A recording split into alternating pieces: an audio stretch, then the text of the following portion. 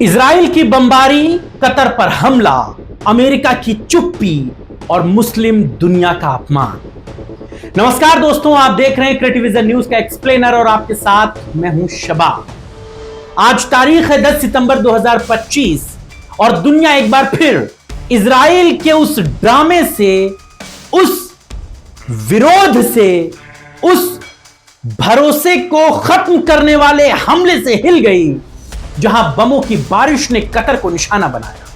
जी हां, आपने बिल्कुल सही सुना, वही कतर जो अमेरिका का भरोसेमंद साथी है, वही कतर जो हमास और इजराइल के बीच शांति की मेजबानी कर रहा था।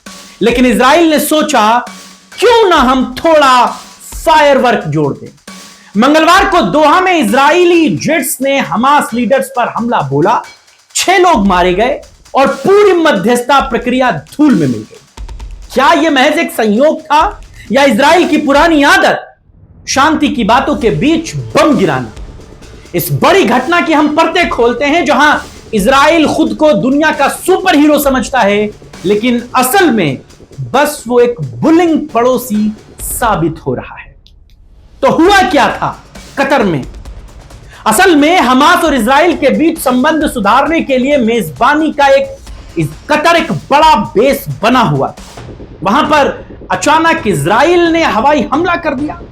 दोहा के लेक्टाइफिया इलाके में रिहायशी इमारतों पर 15 इजरायली जेट्स ने बम बरसाए। इजराइल का दावा है कि हमास के सीनियर लीडर्स को टारगेट किया गया, लेकिन हमास यह बात कहता है कि उसके नेता बच गए।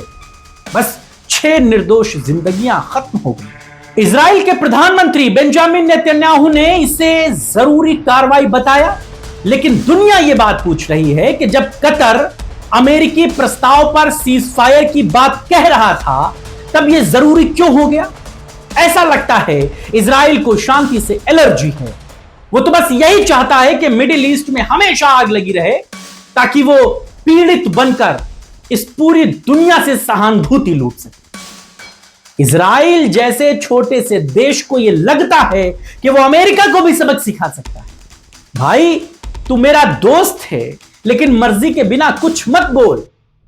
अब बात करते हैं उस महान अमेरिका की जो खुद को दुनिया का पीस कीपर कहता है। कतर तो अमेरिका का सबसे भरोसेमंद साथी था।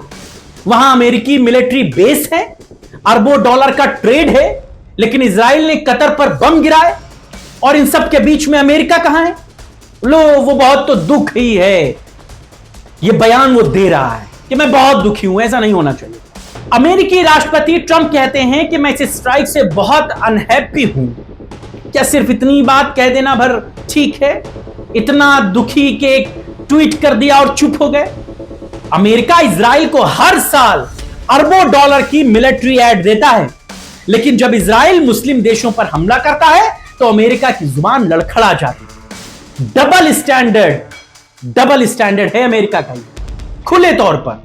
और अगर कोई मुस्लिम देश इजराइल पर हमला करे तो अमेरिका पूरी दुनिया हिला देता है। ऐसा हुआ ना, ईरान ने जब इजराइल के साथ हमले किए तो अमेरिका ने भी ईरान पर हमला किया। लेकिन इजराइल का ऐसा तांडव,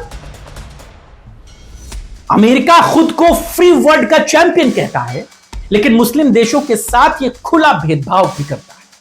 कतर जैसे अमीर शांतिप्रिय देश को भी नहीं बख्शा गया। लगता है अमेरिका की विदेश नीति का एक मंत्र क्लियर है कि इजराइल सही, बाकी सब गलत। और सबसे दुखद तो यह कि यह हमला मुस्लिम दुनिया के साथ खुलेआम भेदभाव का प्रतीक है। कतर जैसे देश जो अब हमेशा मध्यस्थता करते हैं, चाहे फिर वो गजा की हो या अफगानिस्तान की, उसे भी निशाना बना दिया गया। क्यों? क्योंकि वो मुस्लिम है। इजराइल को लगता है कि मुस्लिम देशों को तो बस सजा मिलनी चाहिए, चाहे वो शांति की कोशिश कर रहे हो या फिर नहीं। हमास लीडर्स को टारगेट करने का बहाना बनाया, लेकिन असल में पूरी मुस्लिम पहचान पर यह हमला है।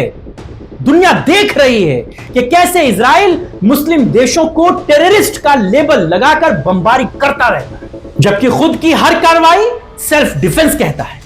और अमेरिका, वो तो बस तमाशा देख रहा है, क्योंकि उसके लिए मुस्लिम दुनिया का दर्द कोई मायने नहीं। यह भेदभाव नहीं तो क्या है? और कब तक मुस्लिम देश इन मामलों पर चुप रहेंगे? जब उनके घरों पर बम गिराए जाते, अब सवाल यही उठता है कि कतर इस अनचाहे हमले का जवाब कैसे देगा। कतर ने अभी तक आधिकारिक बयान कोई बहुत विशेष जारी नहीं किया, लेकिन विशेषज्ञ कहते हैं कि वो इजराइल के साथ सभी डिप्लोमेटिक टाइज को काट सकता है। अमेरिकी बेस होने के बावजूद कतर अब OIC यानी कि ऑर्गेनाइजेशन ऑफ इस्लामिक कॉरपोरेशन के जरिए मुस्लिम देशों को एकजुट कर सकता है। शायद अब कतर यह सोचेगा कि अमेरिका का भरोसा कितना भरोसेमंद है। क्या कतर अब इजराइल को आंखें दिखाएगा या फिर अमेरिका की सलाह पर चुप रहेगा, यह तो वक्त बताएगा। लेकिन इतना पक्का है कि हमला मिडिल ईस्ट को अस्थिर करने, उसकी स्थिरता को और बर्बाद करने के लिए। इजराइल की बेईमानी न सिर्फ कतर को बल्कि पूरी दुनिया को एक चुनौती। दोस्तों, इजराइल की यह बमबारी सिर्फ एक हमला नहीं है बल्कि एक शांति की हत्या है। अमेरिका का डबल गेम है और मुस्लिम देशों के साथ भेदभाव है। यह हमें सोचने पर यह मजबूर करता है कि यह अन्याय कब तक चलेगा। हमें अपनी बातों को कहना आना होगा। क्या कतर भी ईरान की तरह इजराइल से दो टूक हमले कर पाएगा? क्या कतर इजराइल को अपनी आंखें दिखा पाएगा या फिर वो अमेरिका का पिछलग्गू अब भी बना रहेगा? इस बात के लिए थोड़ा इंतजार करना होगा। आप इस मसले पर क्या सोचते हैं, हमें अपनी राय जरूर दीजिएगा। अगली खबर तक नमस्कार।